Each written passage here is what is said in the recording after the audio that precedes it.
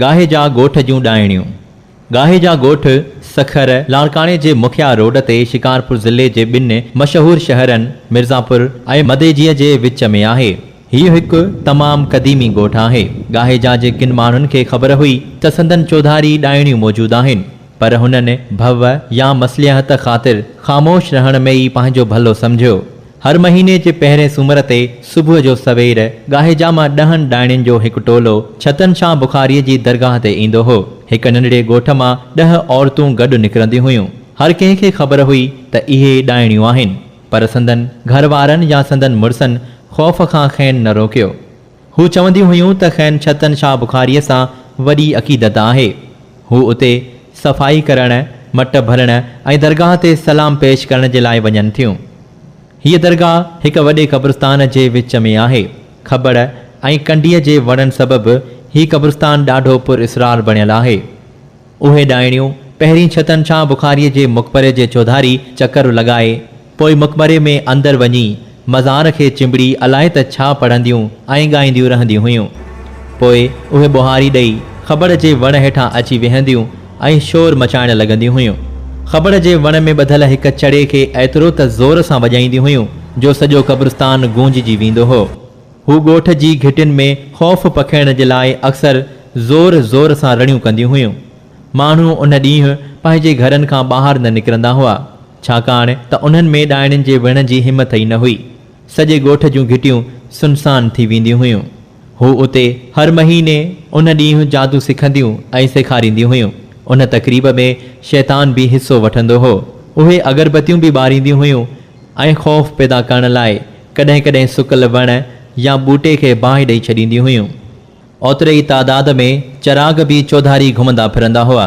चराग शायदि उन जे लाइ हुआ त जेकॾहिं को डायणियुनि ते हमिलो करे त उहे उन्हनि ते वेही जल्दीअ सां भॼी वञनि। हिकु ॾींहुं सहता ॻोठ जो ख़लीफ़ो जाफ़र, जेको लैन जूं सन्हड़ियूं टारियूं कटे टोकरियूं ठाहींदो हो, टारियूं कटण जे लाइ ॾांटरो खणी छतन शाह जी मज़ार तरफ़ हलियो वियो।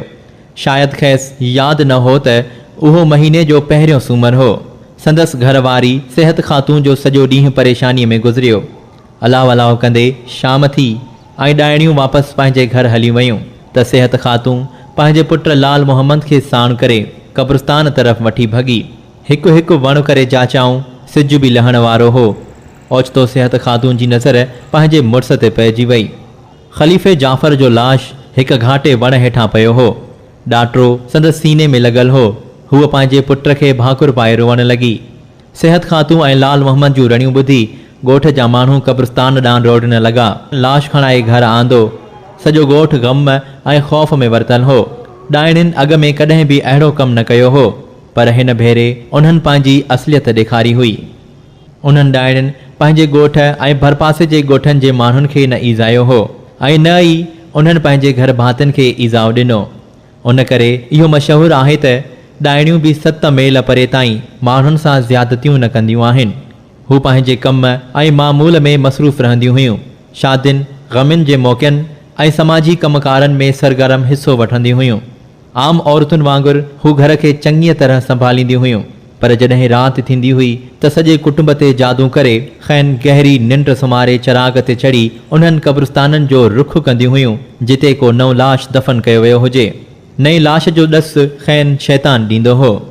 ख़लीफ़े जाफ़र जी तदफ़ीन खां 4 ॾींहं पोइ सहता ॻोठ जा माण्हू गाहे जा ॻोठ आया ऐं ॻोठ जे वॾेरे सां ॻाल्हि ॿोल कयऊं। हुन खैन यकीन ॾियारियो त हू डायणियुनि खे संदन मंतकी अंजाम ताईं ज़रूरु पहुचाईंदा। ॻोठ जे वॾेरे हिकु डायण खे पकड़े ॾाढी मार ॾिनी। हुन ॿियनि डायणियुनि जी मौजूदगीअ खे तस्लीम कयो ऐं उन्हनि जी निशानदही कई। अहिड़ीअ तरह ॻोठ में 10 डायणियुनि जे हुजण जो पतो पियो। उन्हनि डायणियुनि मां 8 वॾी राज़दारीअ सां पकड़ियूं वयूं, बाक़ी 2 फ़रार थी वयूं। उन्हनि 8 डायणियुनि खे सख़्तु मार कुट बाद संदन ठोड़ कई वई। उन्हनि जे पेरनि जूं खुड़ियूं कटियूं वयूं ऐं उन्हनि जी ज़बानुनि जूं चोटियूं पिणु चाकू सां कटियूं वयूं। तंहिं बाद उन्हनि डायणियुनि जी जादुई ताक़त हमेशह जे लाइ ख़तमु थी वई। 1 महीने खां पोइ उहे भॼी वियल 2 डायणियूं बि पंहिंजे ॻोठ मोटी आयूं।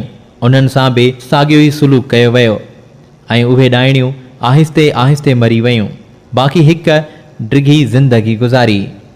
शिकारपुर ज़िले जे पुलिस ऑफिसर अला बख्श सहते मुताबिक़ त हुन उहा आख़िरी डायण ॾिठी हुई। हू उन्हनि ॾींहनि में गाहेजा पुलिस स्टेशन में ड्यूटी कंदो हो। पुलिस स्टेशन जे ॿाहिरां बड़ जे वण हेठां हिकु पोढ़ी औरत रोज़ मंझंदि जो मेहन जो धणु काहे ईंदी हुई। हिकु दफ़े हूअ बड़ जे वण भरिसां लॻल नलके तां पंहिंजा पेर धोई रही हुई। हुन ॾिठो त उन पौड़ीअ जे पेरनि जूं खुड़ियूं कटियल हुयूं। हुन खांसि पुछियो त मासी, तव्हांजे पेरनि जूं खुड़ियूं न आहिनि? तंहिं ते पौड़ीअ जवाबु ॾिनो त मुंहिंजूं खुड़ियूं कटियूं वयूं आहिनि। मां हिकु ख़ौफ़नाक ॾाइण हूंदी हुयसि। मूं माण्हुनि खे ॾाढो सतायो, क़बरूं खोटिरियूं ऐं इंसाननि जा जेरा खाई। उन्हनि जी तमामु घणी तज़लील कई, पर पोइ मूंसां बि तमामु ख़राबु थियो। मुंहिंजो सॼो जादू ख़तमु कयो वियो ऐं हाणे कुझु बि नाहे बचियो। पौड़ी माईअ जी इहा ॻाल्हि ॿुधी पुलिस वारो डिॼी वियो। हुन वरी खांसि पुछियो, पर तूं ॾाइण थीअं कीअं? पौड़ीअ शर्म ऐं निदाबत जे अहसास में चयो, हिकु दफ़े छा थियो जो मुंहिंजो 8 सालनि जो पुटु राति जो मूंसां गॾु सुम्हियो पियो हो। ओचितो हुन जे नक मां रतु वहणु शुरू थियो। उन जे नक मां वहंदड़ रतु मुंहिंजे खुलियल वात में पइजी वियो। मूंखे उहो ज़ाइक़ो ॾाढो वणियो। हिकु ॾींहुं मूं उहा ॻाल्हि पंहिंजी मासीअ खे ॿुधाई। कुझु ॾींहंनि खां पोइ मासी मूंखे पंहिंजे घरु घुरायो। हुन हिकु हथ सां अखियूं बंदि करे ॿिए हथ सां मूंखे कुझु खारायो। मूंखे उन जो ज़ाइक़ो ॾाढो पसंदि आयो। मासीअ चयो त उहो इंसानी चेहरो आहे ऐं पोइ ॾसियाईं त हूअ ॾाइण आहे। हिकु दफ़े हूअ राति जो असांजे घरु आई त सभु माण्हू निंड में हुआ। हुन मूंखे गुझीअ तरह जाॻायो, कुझु मंत्र पढ़ियो। घर में सुम्हियल सभु माण्हू पथर थी विया। थोरी देरि खां पोइ घर जे अङण ते हिकु ख़ौफ़नाक चराग ख़ामोशीअ सां लही आयो। मां डिॼी वियसि। मासीअ मुंहिंजो हथु पकड़ियो ऐं मूंखे बि पाण सां गॾु चराग ते विहारियो। उहो चराग अची हिकु क़ब्रिस्तान में लथो। असां ॿिन्ही गॾिजी हिकु ताज़ी क़बर खोटरी ऐं मोल जो जेरो कढी खाधो। असां चराग जी पुठीअ ते वेठियूंसीं। हू असांखे पंहिंजे घरु छॾे ऐं पाण उॾामी ग़ाइबु थी वियो। बाद में मासीअ मूंखे कुझु मंत्र सेखारिया ऐं अहिड़ीअ तरह मां बि ॻोठ जी ॾाइणियुनि जे टोले में शामिलु थी वियसि। इहो फ़ैसिलो करणु त ॾाढो ॾुखियो आहे त हिन ॾाइणियुनि जी रिवायत में केतिरो कूड़ आहे ऐं केतिरो सचु आहे। पर गाहेजा ॻोठ जी ॾाइण सॼी सिंध में हिकु ज़रबुल मिसल आहे। सिंध जे कंहिं बि घर में जेकॾहिं का औरत कावड़ में रड़ियूं करणु शुरू करे ऐं पंहिंजा वार पटणु शुरू करे त उनखे फौरी तौर ते चयो वञे थो त तूं त का गाहेजनि जी ॾाइण आहीं, बसि करे न त तुंहिंजी खुड़ी ऐं चोटी था कटियूं। गाहेजा ॻोठ जा कुझु माण्हू इन ॻाल्हि खे गाहेजा क़बीले जे माण्हुनि खे बदनाम करण जी साज़िश सम्झनि था। पर साॻे ॻोठ जे कुझु रहवासियुनि जो चवणु आहे त असांजे ॻोठ ऐं ज़ात में ॾाइण जी मौजूदगीअ खे मञणु को गुनाह नाहे। सच खे दिलि सां क़बूल करणु घुरिजे। ॻोठ जा बुज़ुर्ग ॾाइणनि बाबति केतिरियूं ई ॻाल्हियूं ॿुधाईंदा आहिनि।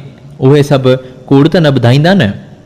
असां जॾहिं ॻोठ जे हिकु फ़र्द मज़ने गाहेजे खां इन बाबति पुछियो त हुन ॿुधायो, नालो मुंहिंजो मज़नो आहे साईं, मां पाण गाहेजो आहियां। हिते कंहिं टाइम में वॾियूं ॾाइणियूं हुयूं, ईअं सम्झो त 100-125 ॾाइण हुई, 100-125, पर उहे थी गुज़री वियूं। इन्हनि जो किरदारु इहो ई आहे त खचर ते चढ़ी ईंदियूं, परे को माण्हूअ खे सॾु कंदियूं। माण्हू बि हैरासिजी वञे त ठहियो सुहिणी आहे, हिकिड़ी सिंगारनि सां अचे थी, वञी माण्हू भाकुर हुजे त छड़ो हां कढी वञे। माण्हू चट वॾा असांजा छा कंदा, उन्हनि खे चोटीअ खां वठी पोइ चोटी बि कटींदा आहिनि, खुड़ियूं बि कटींदा आहिनि, हुनजो अमल ख़तमु थी वेंदो। बाक़ी ॾाइणियूं हिते गंजूं हुयूं, हाणे ॾाइणियूं कोन्हनि के। अॼुकल्ह माण्हू ई ॾाइण थी विया आहिनि। सातो निकितो पियो वञे, सतनि जे ॻोठ खां बंगले सरकारीअ खां टपियो, माईअ ते दीद पइजी आहे त हुन चयो त मां प्यारु कयांसि। हुन वरी बिस्मिल्लाह करे हथु रखी हां कढियूं, निकिती हली वई। पोइ हू हवाए थी वई त बाबा सतनि माण्हू खाजी वियो, माण्हू खाजी वियो। पाण मारियूं, कुझु अवां मारियूं, कुझु पाण मरी वयूं।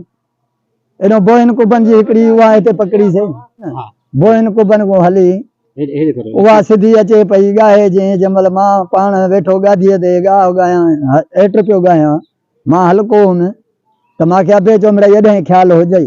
मां जो हीअं ॾिठी त हिकिड़ी हूर थी अचे, हूर थी अचे त मां दिलि न जले लॻी बाबा खे चयुमि, अबा ॾाइण अलाए केरु आहे? अचे थो। चई त चुप करे वे। पोइ अबो मुंहिंजो छा कयईं, मर्द जे भर में पोयों लिकी बि रहियो, हीअ जो आई सिधो माॾे घूर कयईं।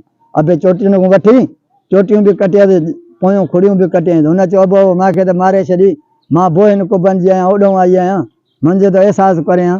चई न। पोइ उन खां पोइ जंहिंमहिल अबे खुड़ियूं कटियसि त वञी छॾे आयुसि चाचे मिठल जन जे ॻोठ जे भर में जी।